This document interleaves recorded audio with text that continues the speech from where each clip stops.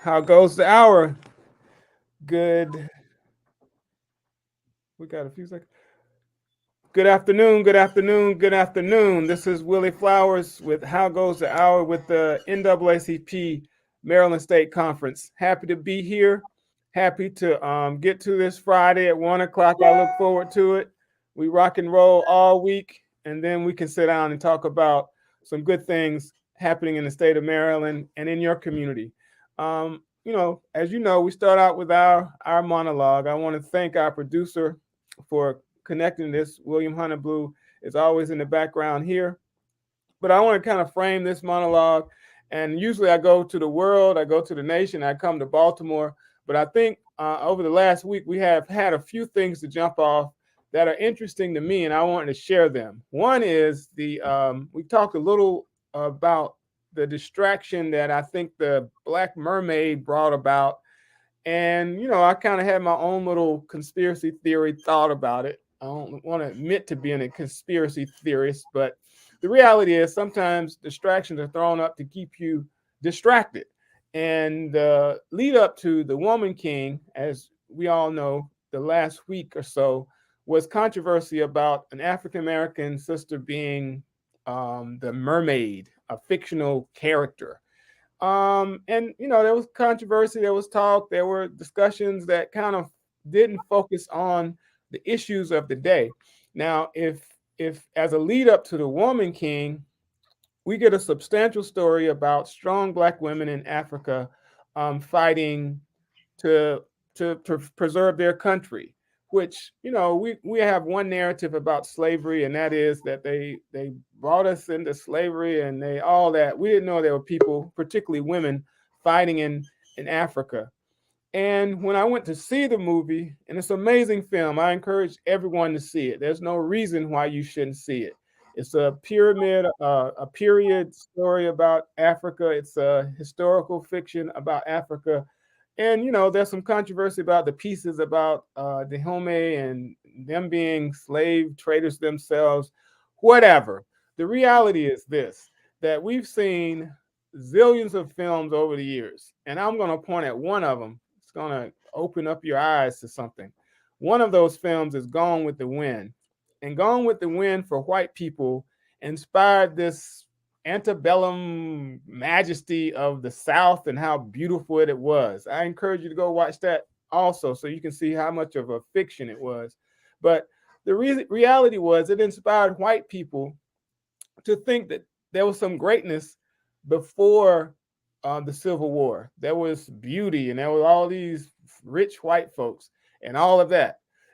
It was nothing of the sort. There was only a few white people who, I ain't gonna say a few, but everybody white didn't have it going on. But the reality was our people were enslaved. Black African people were enslaved. And the reality also is that that struggle, the Civil War, was started out of white ignorance to maintain slavery. And I don't want you to forget that. But that is not the point here. The point is that white people at that time used cinema, from a book called Gone with the Wind to the movie called Gone with the Wind, and it inspired them to think that they were great. Their history and their heritage was taken away by Yankees or by the Unions or by Abraham Lincoln and all that, and inspired them for 100 years to think they had it going on. Well, the reality is they don't have it going on. They're just Americans like the rest of us. And so that leads me into this conversation about the Woman King.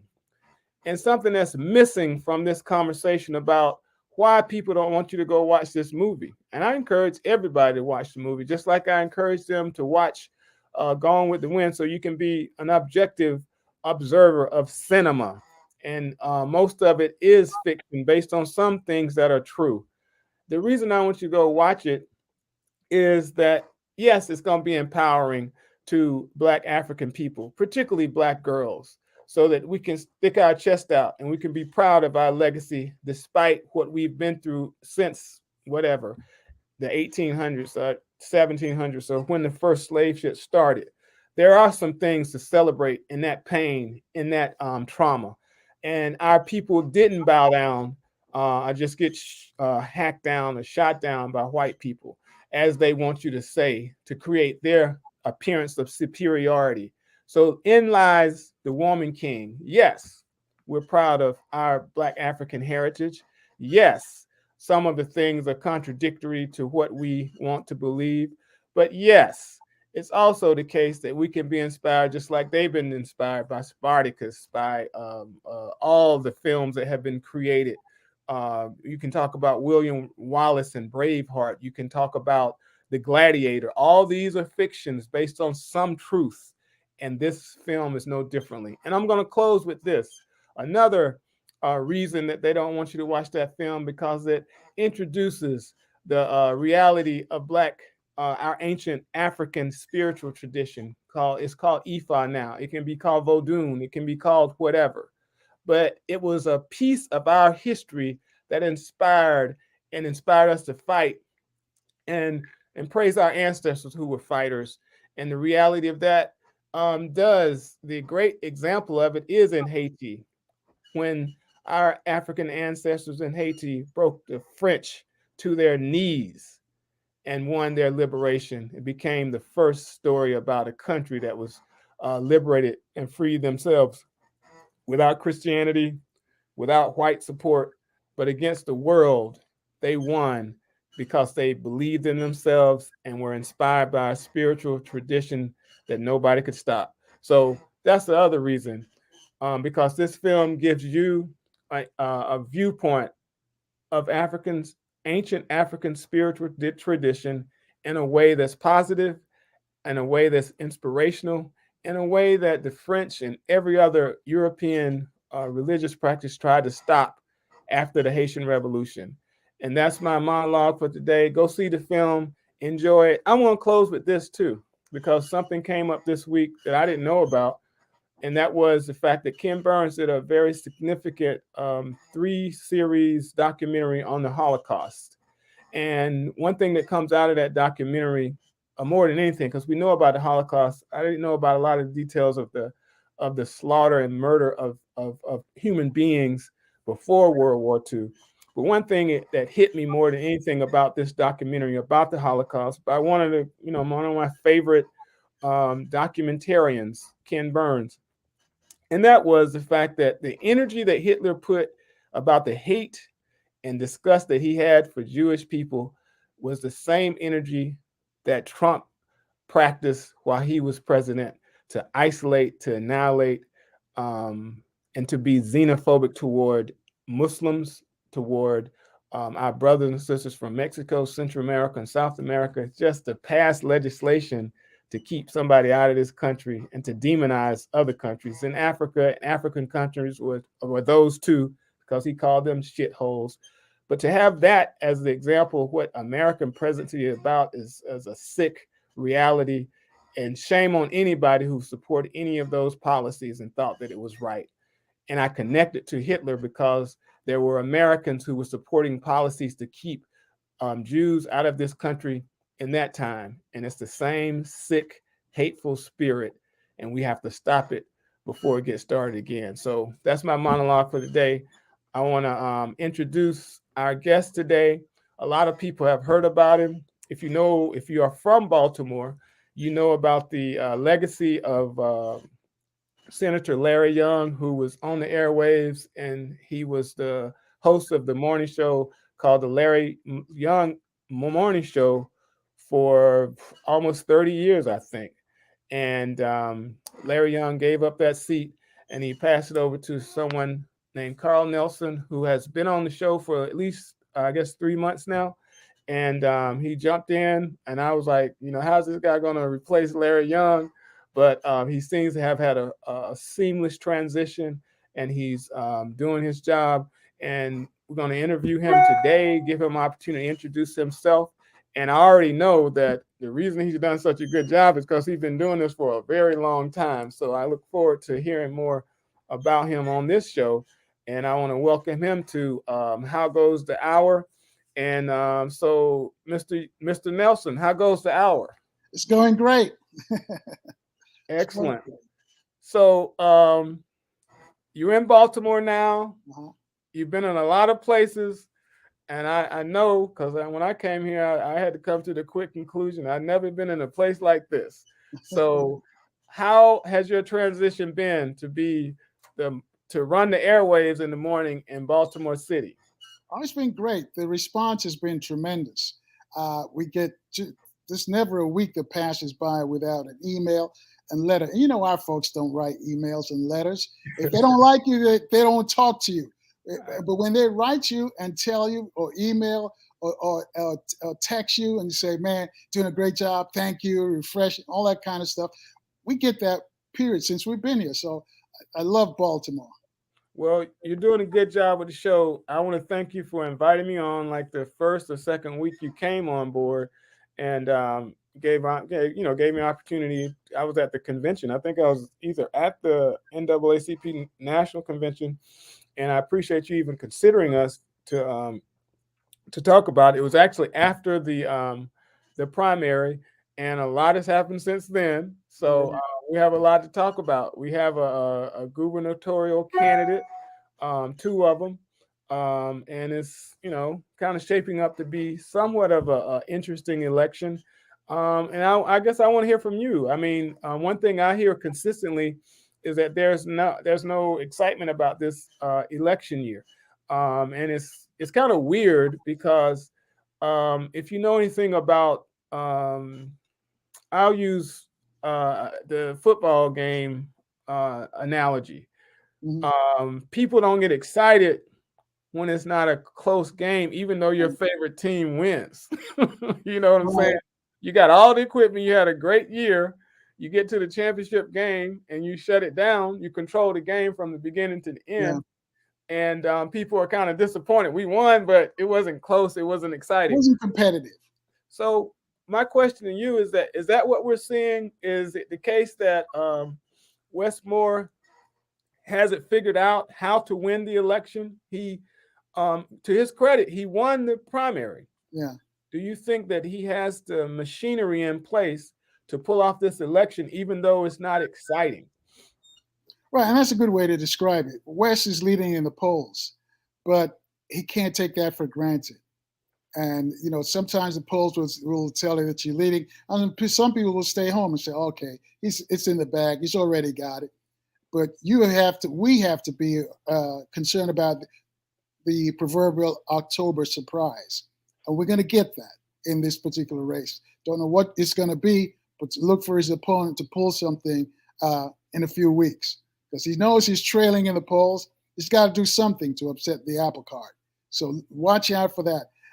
What West has to do is to get the turnout. He has to make sure that Baltimore County, and the entire state turn out and vote. If he does that, he's in. Right, because there is this. Well, I don't know. Everybody wants to compare. I guess we have to talk about the last two gubernatorials where we had Anthony Brown who came up short, Right. and and there was not a tremendous amount of turnout, quite frankly, in his own county of Howard County, and it just kind of went from there. But we have a scenario, and I always had the feeling that Hogan was elected because he was not a politician, and I think that the state of Maryland kind of likes that because Yeah. everybody has a little fatigue from folks who all they've done all their life is elected office, and so I think Hogan brought that energy in, and his timing was excellent because we had sat through 8 years of people raising taxes, so it Mhm. was easy to. He beat them up on raising taxes, I think 22 or 24 times. He beat them, and he said they even taxed the rain. He was good on the stump. Yeah. Um, and I don't think we have that. This candidate that has won the Republican nomination, he has been on the wrong side of history. That's all I'll say. Yeah. Anybody who sent buses to the on January 6th is on the wrong side of history, and they shouldn't. We talked about this when I was on your show. That this man should not even have won the nomination, but since he did, we're gonna have a good time. Yeah. So And, he's not the only one. Trump's got a bunch of candidates across the country and they're concerned now because what Trump was talking about and got all of that side pumped up. Now it's just like a balloon that's just lost its air. Dan Cox is no different, so he's got to, that's why I'm saying we got to be careful and watch out for the so-called October surprise. He's not going to take this laying down. He knows he's trailing in the polls. So look for him to pull something, say something, do something in the next few weeks. Well, let's see what it's like. I said, it's kind of a lull. It was the denouement. Hopefully, is some rising action and not this ain't the back end. It's going all the way to the end. But hopefully, again, I do have to respect what Westmore has done to win. It was, looking back on it, it was a difficult primary because you had so many different personalities, and he wasn't the one who had all of the things. I mean, he didn't have a certain county or constituency. They challenged him on all that kind of nonsense. You talk about an October surprise, but he handled that very well. He positioned himself, and from what I understand, he benefited from the attack on him about this Baltimore, a lack of Baltimore connection, because it was not something that I think that people bought into. It was a attack that was, I guess it was legitimate because it's politics, and I don't see anything. Politics is what it is. It's warfare, and I guess what they say, all is fair in warfare or whatever. So, but the point is, he handled that, and it benefited him, and he continued to rise. So I guess I'm stuck on the fact that if he was able to orchestrate that and stay relevant, this general election might be in his hands also. It could be, as long as he doesn't make any mistakes going forward. And I keep talking about the October surprise. So the other is competition is going to be watching, and they're going to be trying to find something. As you mentioned, they started earlier at it. They're going to try and find something that hopefully they think that will stick, that will turn the voters against him. What he has to do, he has to have a tremendous ground game going into the final week. He's got to get people to the polls. That's the biggest obstacle that's facing Westmore right now, because people sort of complacent. Like you said, they figured he's got it in the bag, so they may not show up to the polls. They may just say, okay, my man's got it. My one vote is not going to make a difference. And the opposition is they're banking on stuff like that. So Westmore's got to get his ground game going. He's got to get people out. He's got to have the voter crusades going. He's got to get the souls, the churches involved. He's got to do all of that. He's got to step it up in the next few weeks towards the end of the election. He's got to put it in first gear all the way. Okay, you sound like somebody with some experience. So let me ask you: have you seen this before? I mean, you were in LA. Were you in LA during the years when you had a black mayor there? You were in California when Willie Brown was big. So is that the experience you're speaking from? And because I've been around a lot of politicians. Mayor Bradley, of course, and when he ran for mayor, and then we had these meetings with all, and this is part of being a journalist. They always include me in these meetings. I'm trying to say I'm a journalist, but they trust me. So a lot of things I know and hear, they know I'm not going to get back the next day and report it on the radio. And I'll give you an example. We're in a meeting. It was a sit-in at the South African consulate. So they said they go in Beverly Hills. So I said, okay, I'm going to go up there, got my microphone, and call in what's going on. So at about 10 o'clock, the sit-in's going to start.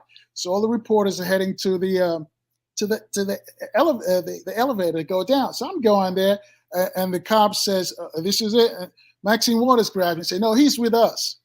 So I'm like, "Wait a minute! I'm not going to sit up here with these guys. They're going to do a sit-in. I got work to do, and I got to pick up my son at 3 o'clock."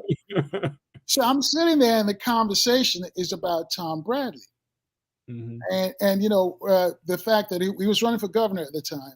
And the fact that he had not made an outreach to the black community, which all he had to do was come, and I hope West doesn't make this mistake. All Tom Bradley had to do was go to Watts, go to Oakland, going to the black, because he thought that black people were going to vote for him because he was black. He lost by a slim margin to George Jugmation. And one of the things that in that meeting at the South African Embassy when we were doing the sit-in, Maxine Waters and all the head of the clergy and they were saying, why can't we get Tom to come to the black community? You know, he thinks that black people are going to vote for him, and he hasn't showed up. And they said, well, we've talked to him. His campaign manager says he's already got the black vote. You don't need to show up, da-da-da-da-da. He ended up losing by a thin margin. Had he listened to the black leaders, went into the black community, went into Watts, South Central, going to Oakland, parts of San Francisco, you know, where we are, and just show up at a couple of rallies, he'd have been the first black governor of the state of California. And I say that, hopefully West does not make that mistake and think that just because he's black, the black people are going to turn up and vote for him. Well, I do know that could have been part of the challenges of the first race with Anthony Brown. He basically gave his oversight of Baltimore City to local elected officials. I don't, the turnout in Baltimore is always kind of interesting. And again, he may have done the same thing in Prince George's County. But either way, one thing that we do know is that if people in Prince George's County and Baltimore City would have turned out, Hogan would not have won. So it could have been the same thing. I remember that race. Yeah, you're right, because those were the complaints we were getting in D.C. about PG County. The people weren't showing up. There was a lack of enthusiasm on the black community in PG County, which is where we're close to in D.C. And I guess it was the same thing in Baltimore. Again, did not embrace the black community. So hopefully the Westmore won't do that. Well, I can tell you this, and this is before he was running, because I didn't know him when the book came out, but in what I do here at the Park Heights Community Health Alliance, we create a reading room because there's no library in this neighborhood. And he and I have a mutual friend who knew what I was doing, so he wanted me to have books from Westmore's publisher. And he made it possible for us to get the book when we opened the reading room. We call it the Henrietta Lacks Reading Room and Bookshare here. And that's how I was first introduced to Westmore, and I didn't know who he was. And so at the time, we were doing a annual 5K, we call it the Baltimore Road Race in Park Heights. And he came to the road race and ran in the race, and he came a couple of years after that. So connection is based on him seeing the value of doing service in a community that, he didn't live here, but he had a passion for black folks.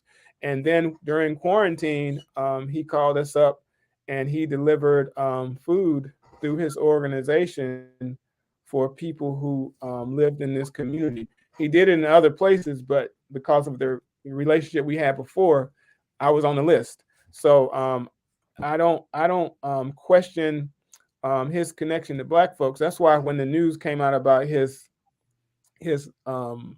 whatever you want to criticize about the perception of him saying that he was from Baltimore, I don't think he ever said that. But they never talked about the work he did because he was connected to Baltimore. And that's painful. It was painful because, the real work that people do, you don't ever see it. In fact, when you get into the side of the business I work on, mitigating someone from being, having health challenges, mitigating or doing something that keeps someone from being murdered or murdering someone, or, mitigating someone from, being a teenage mother. There's no story about that. You know what I'm saying? The story is always the negative stuff on the back end. But the people who do the stuff on the front end, there's no award for that. There's no award. So, but I like that you were in LA during that period, man, because a lot of stuff happened in LA. So the years from LA, you were there from what years to what years? I got to LA Labor Day '76, because I remember we drove from New York to to LA. But one thing more about Westmore before we move on, though, he did come on our show, so we did interview him, and so he understands and recognizes the effect of black media, and he says he's going to come back before the election. So we'll see. Mm-hmm. Yeah, again, I have to, in the role I play is kind of like yours. As much as the NAACP, of course, can't endorse candidates, and I wouldn't do that. But me personally, I'm sharing with you what my experience has been. Um, um, and then I have read everything I need to know about this Cock guy. And so and Cock is bad, but his running mate is worse. We had issues with her because she literally made the former superintendent in Queen Anne's County, she made her life a living hell. Mm. And so that lady doesn't need to be anywhere near Annapolis. And I'll say that everywhere I go. And because I saw what she did during that period of time. So I hope that the race hasn't become about that. But I do think that if there's any strategy to be applied to talk about an October surprise, it should be the fact that the albatross around the neck of Delegate Cock is that his running mate is worse than he is, and he is worse than Trump. So with all of those ingredients, I hope that that could be that 50% or 53% that we're talking about. But I do want to. Let me jump in and ask you this, though. That's important what you just mentioned, because right now the race has been pretty clean. Do you think that should be front and center? If you were Westmore, do you think that should be an issue? Should he be pounding that home? I don't think he has to, but the people need to know about it. Someone needs to do it. I mean, he's run. I mean, the primary was kind of clean. Mm-hmm. This period, as you just addressed, has been kind of clean. And I think he can wind it in debates, of course, but it should be discussed. That lady's track record about what she calls leadership, because it's always good to have someone who's involved with the community, because that gives you your credibility. But her credibility is based on creating something called the Queen Anne's Patriots. You know what I'm saying? Yeah. Running giving this her name is Andrea Kane, Dr. Andrea Kane, Yeah. giving her the blues, so much so that she left that position. And so if we're gonna celebrate people when they do good stuff in the community that makes them eligible to run for public office, I'm all for that. But when you do bad stuff, that should make you eligible to run. That made her eligible to run with a Trump supported gubernatorial candidate. So the world should know about that. I mean, I think everybody should know about that. And to your question, I don't think Westmore has to do it. The community can do it, because she gave the community, and the issue was about Dr. Kane promoting diversity, equity, inclusion policies in Queen Anne's County, which were needed, and also which were state regulation, but she attacked her, and the rest is history. And if that made her eligible to be on a ticket with this guy, then she should be the albatross around his neck. Well, we'll see how it plays out. Maybe he's holding that as a trump card. No pun intended. No pun intended. When we get closer to the ballot day, to election day, because like right now, it's kind of clean, and well, he probably feels he doesn't need it right now. Right. Like I said, as you recall, everybody criticized President Obama because he played it cool throughout his election. He didn't hit back hard to John McCain or Sarah Palin during that period, but when he had to, he did it. So I'm not, I don't want to compare Westmore to Barack Obama. Barack Obama is his own man, and Westmore is obviously his own man in his own place. But there is something to be said about the ability to keep your composure and respond to nonsense when you need to. And if you don't have to, then it gives you an opportunity to slide in a situation where you didn't alienate anyone. And to that end, I think that he's done a good job. I don't know anybody he's offended by his race in the primary or now. And again, I want to address the attack on him. Even with that, he didn't come out slinging, and they knew who dropped the information. I never heard him say anything to expose that individual, which was a likely way of getting support in the primary, which he should have. I do think that all Democrats who ran in the primary should be supporting him now. I haven't seen that lineup. Hopefully, there's some backroom stuff going on that they will close it out, and that could be the October surprise.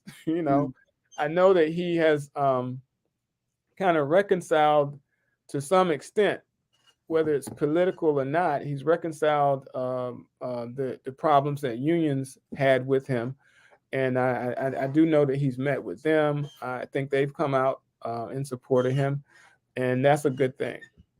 Well, again, and it's leading in the polls. So what you do when you're playing a game, you talked about football earlier, you're leading, so you want to protect that lead. You don't want to do anything that's going to jeopardize the lead. You don't want to fumble, at the 2-minute mark. And I think that's what he's doing. He's being very protective. That's why he's not going out of his way, because like you said, he really doesn't need that. But that's still part of the ammunition that he has in case he has to need, or he has a surrogate who can do it for him. So it's not like coming from him directly. I would say surrogates plural, because everybody can't do that. Everybody's not made out of that. And I'll also say that in another analogy, because this happened to me one time. I've only won one race. I'm a runner. I do 5Ks. I do marathons, and I only won one of those races. And the one I won, luckily, I had this thought like, what would I win?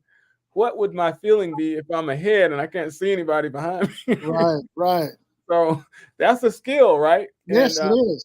I think that he's uniquely qualified for that. You're talking about someone who's been a star with his history of how he got to a military school, with his history that he celebrates, because he has. I don't even wear a class ring, but he wears a class ring, and the class ring he wears, even though he's a Rhodes Scholar and all this, and went to Johns Hopkins, his class ring is the ring from the community college that he went to, because I think he had an associate's degree when he came out of Valley Forge or something. I forget how he acquired it, but my point is that's a unique individual, and I'm hoping that personality is is is a separate skill from someone who doesn't have to work to catch up with someone, but someone who has the experience of being ahead and determining how to stay ahead. And like I said, that's a unique skill. We're just talking politics, and politics is a cold game, as you already know. And the thing is, what the Black community is going to be asking of Westmore, what are you going to do for us? And I'm not sure if he's had that question put to him. Do you support reparations? You probably get that put to him, because then the other side will say, oh, he supports reparations. And they can say, hey, he just wants to help Black people. So he's got to walk that thin line, kind of like what Obama did when you were running these statewide elections, because there's a whole other group, because they think for some reason when there's a Black candidate, people think that Black candidate, all he's going to do is take care of his people. They don't never think like that when it's somebody else. So for West and any other statewide candidate, they've got to remember that. And the question, I know some Black folks are saying, oh, Wes, if I vote for you, what are you going to do for us? Do you know if that question has been put to him yet? Right. Well, I know it has been, because that was a tough question in the primary, because I give credit to the chair of the Legislative Black Caucus, and I never saw this before. And what he did at his fundraiser, I don't even think he primed them for this question, but he made sure all of the gubernatorial candidates was at his fundraiser, and Okay. he got up and he did this speech, had everybody listening in, like, what is he talking about? And what he did was he said, I'm going to invite all of the gubernatorial candidates who are here up to speak, and I want them to tell us what their Black agenda is. Mm. And Mm. so, so let me tell you, I had never seen that before, Yeah. and that kind of made things come together for a tone that was set in that primary, because it was the case, and we now know that the endorsements, and I don't know why the endorsement happened. That's not the point of this question, but it forced someone like the current comptroller, Peter Franchot, to Mhm. stabilize a Black agenda. And I have to believe that because he stabilized it, that some of these African American leaders in Prince George's County, there was a few of them, endorsed him, and there were some in Baltimore City rallying for him. I'm not saying it was right or wrong for them to do that, but I am saying that I believe that the turning point to bring the advocacy as a center of a lot of these election or campaigns was because of that fundraiser that was in Prince George's County. Now, um, all that to be said, that it's on the table. I think that you can justify healing the challenges caused by whatever years of white supremacy and all of that, broken social determinants. Because of that, you can justify it any kind of way. So again, I'm going to lean, hopefully, that he has the ability, he has the team to be able to say, this is why I'm making this decision, if it has to do with a conversation about reparations, because we're restoring hope for people and making this state better. Because if we have a bunch of poor people in this state because of these past transgressions, we're going to always have a bunch of poor people in the state. But if we can make them solvent, we have people who are taxpayers. We have people who can be active in community and take care of their children, take care of these communities, and it can be turned around. So hopefully he'll have someone who he can be that person, and we'll see. Right. And the question of what is he going to do for Baltimore City, Baltimore and Baltimore City? Because right now you talked about the tax base. The tax base in Baltimore City has been eroded. That's why there's a shortage of jobs and businesses in Baltimore City. So, one of the major questions, I think, the next time I talk to him, what is your plan to reinvigorate Baltimore City economically? Right. And I think that and I think we know now. I mean, it's in retrospect, but the reality is that had Governor Hogan went forth with the red line, the west side of Baltimore City would be much different right now.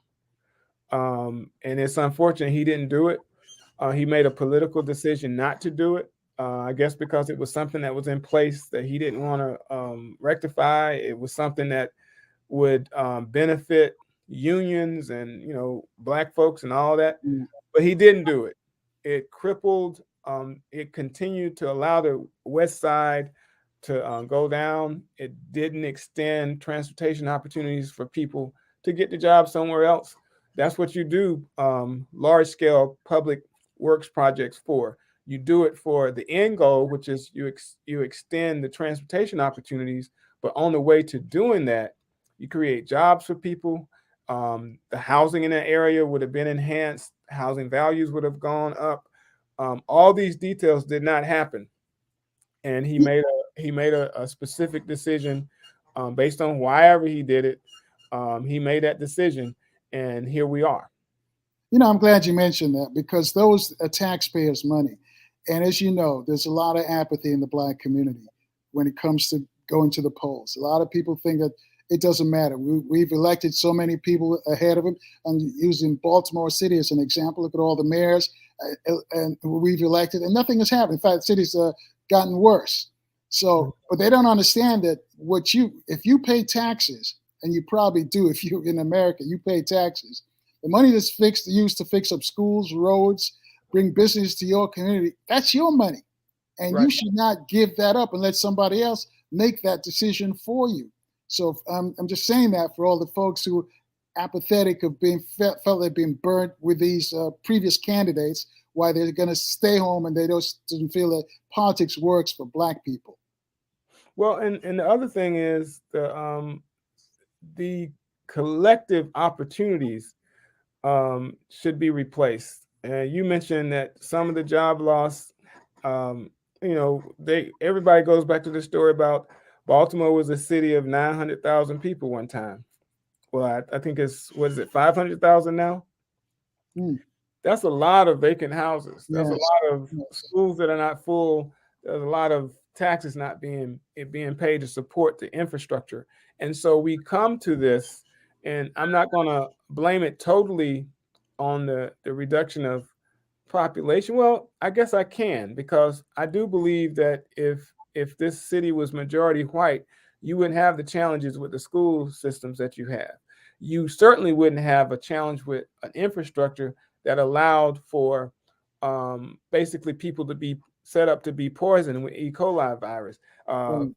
All this stuff is important when it comes down to the details of who you have in a solvent city. And a solvent city shouldn't be based on the fact that a certain race of people are in the city, but it is, because this contempt we have for young African American children is heartbreaking.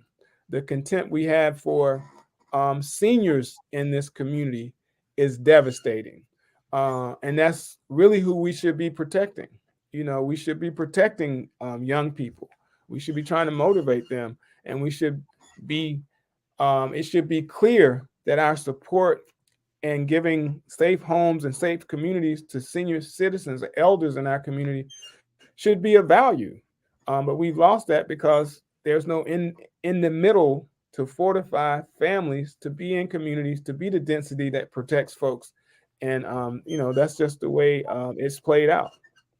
Another issue too that hopefully, if he wins, he'll try to burnish the reputation of a Baltimore city. It's been tarnished by the movies. The two shows I'm talking about. We Run the City, The Wire, and that's how people outside and inside Baltimore see Baltimore City. And there's a lot of talented, very talented people in Baltimore City who could do a show and get it on about, it doesn't necessarily have to be filmed in Baltimore, but just can be Baltimore centric, if you will. That it's the setting is about Baltimore, but it's positive. So I think that will help too with the image of the city. Well, I mean, there's enough talent. I mean, you talk about talent. Yeah. Um, there's enough talent and talented people who are doing great things throughout, in Hollywood and all this type of thing. And more importantly, the history of Baltimore for Black people is significant.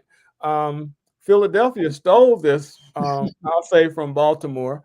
But Philadelphia had a campaign years ago, and they say Black history starts in Philadelphia. Now, I get it, but when you talk about Philadelphia and history starting there, the first thing they turn to is Richard Allen and the AME Church. That's one of the first things. I'm Mm-hmm. not saying that's the only thing, because there were a lot of liberated Black folks in Philadelphia living as free people in Philadelphia before that. Richard Allen, as you know, was a free African man.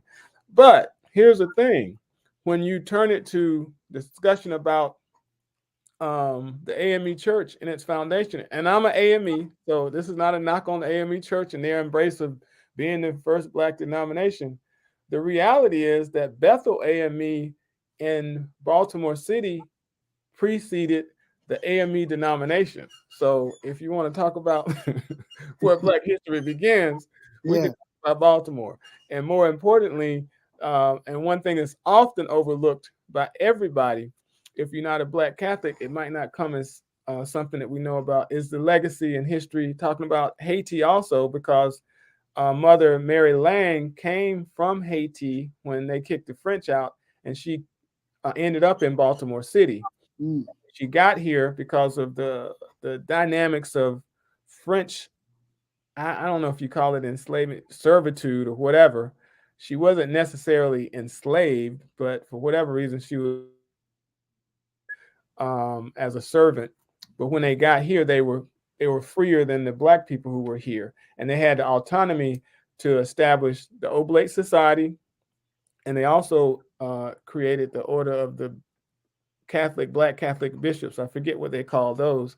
But the most significant thing she did that has been long standing is it complements the Oblate Society was that she established, founded St. Francis Academy for Black children, and that high school, I guess it's just high school now, is the longest running Black educational institution, at least in America. I would say the world, but it's certainly the longest serving Black educational system or school in the United States, and it's in Baltimore, and it's beside the prison. It's all these things that you say, what good can come out of that? Well, that's one of them. And in addition to that, and what's more heartbreaking is that for whatever reason, because we had Mother Teresa who's been sainted, and we have John Paul the Eighth or whatever his name. He's been died and been sainted automatically. Mother Mary Lang's canonization is still on the desk, on the table at the Pope. I don't know how that works, but unfortunately, she hasn't been celebrated, hasn't been sainted, and it's way past due. But there's a strong movement of folks trying to make that happen, and I hope that it happens. I hope it happens soon, but I certainly hope that some of the folks who've been working on it for years can see it in their lifetime. So that's all in Baltimore. Now, I want to pivot out because you said 1976 you got to LA. Yeah, That was a lot of that's around the time that Magic Johnson showed up, wasn't it? that's right. And so you saw the high flying LA Oh, Lakers. yeah. One of the things with our radio station, we were right in the community, and those players were at our station all the time. We didn't carry the Lakers, but the Lakers carried us because the players, they could relate to us. It was the sports station carried the games. But any given day, the program director, in fact, is the stadium announcer or the announcer of the arena, Lawrence Tanner, LT. He was our program director at the time. We had access to the Lakers more. They were playing at the Forum. Right. And so Forum. You gotta say the Fabulous Forum. The Fabulous Forum, and we had access. We even go to practices. Other members of the media couldn't go to practices. They just all let them in. So we were just part of the fabric, and saw that whole Showtime thing. In the locker room before games, after games, before the rest of the press. They wanted to have. And here's the other part too. When teams came in, I remember Philadelphia came in one year. I remember Boston came in. Those players, they came by our station. Dr. J, Moses Malone. I'm thinking of can't think of their names right now. I'm seeing their faces, but they all came by because they knew the bets and all of that, talking about the game was going to be on our radio station. When Stevie bought the station, he says he didn't want the station to be a jukebox. And he looked at me and says, this is where you come in. We've got to be in the community. So as news director, we were all over the place. So, one time I had like 7 people covering sports for us. We had pro, we had college, and we had high school. And then we had a bunch of interns. But we were all over the place. That was just sports. But we cut everything else in news. We're all over. When something happened in LA, we're the first person to get a call. Marvin Gaye got shot. I remember I'm at home, and that was my next question. Where were you? I was home, and we had a DJ who's working weekends, and he was the weekend guy, so he was kind of new. So the people at California Hospital downtown LA called him to tell him to call me. That Marvin Gaye got shot. I said, "Oh man, they're pulling your leg, man, because they know you knew. They think you're gonna fall for that, man." Oh man, I hung up on it. So you didn't believe it? No, because it was April 1st. So this is, hey man, they're pulling your leg, man. One of them guys at the station had one of these girls call you, man. And I hung up, and he called. No, man, I got 2 or 3 calls saying that Marvin got shot. Marvin got shot. So I turned around, turned on the radio, said Marvin got shot. So I was down there in a flash. we started reporting live from there. And that was the difference, because other stations, they wait till it's got to be Monday through Friday when you do news, or you do news at 10. What Stevie had us do, whenever, whatever, wherever there's news, you're on it. So, like I told you, he says, the radio station is not a jukebox. And that's where we came in. If there's news, if there's a holdup, there's something going on in our community, we're on it right away. You just pick up the phone, call in. It's only about 2 or 3 minutes. That's as long as a commercial. So that was his idea. So he had the vision. Yeah. That's good stuff.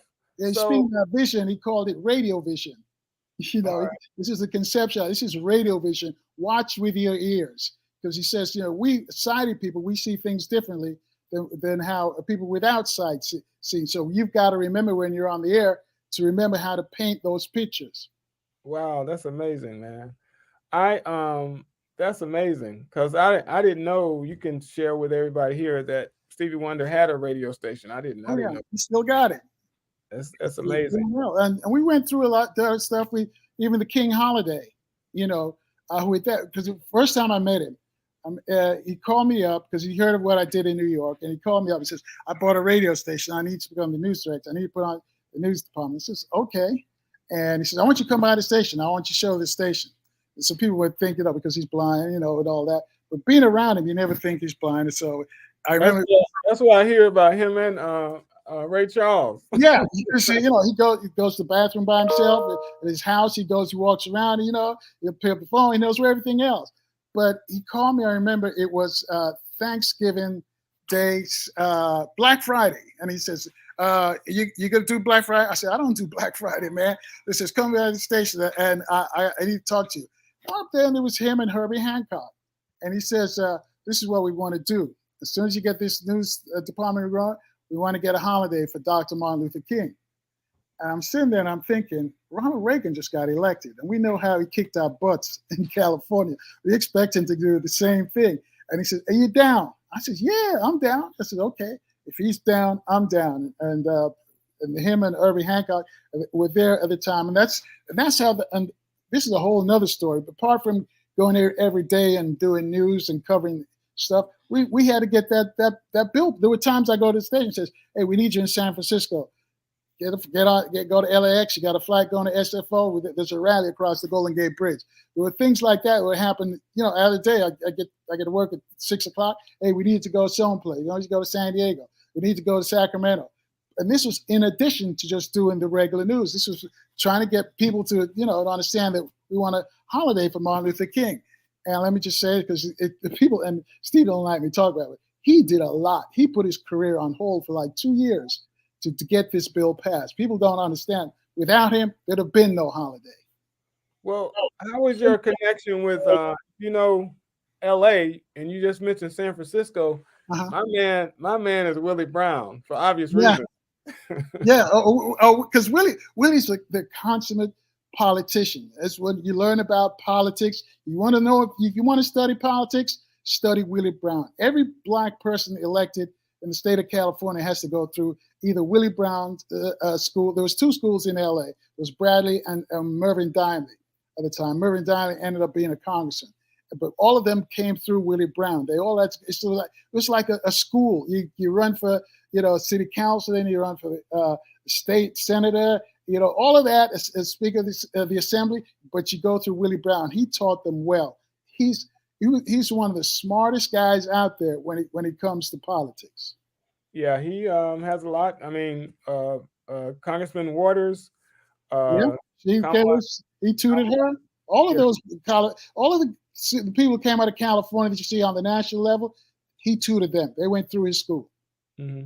Yeah, no, I read his biography, and it changed my life completely about how you should position for politics. Yes. Because if you don't have game, you ain't gonna be in the game. Right. So, and he has major game. Oh, he's amazing. Yes. Really amazing. But yeah, well, the other question I have, because you were there as a build up to the '84 Olympics, Summer Olympics as well. And that was a historic piece because it introduced a lot of things, more particularly Carl Lewis to the world. Yeah. he killed him. And I think who was the gymnast that was renowned during that period? I can't remember. It was I'll tell you that I went to the Olympics because you figured the Olympics come every 4 years. They're coming back to LA, I think maybe in 4 years' time as well.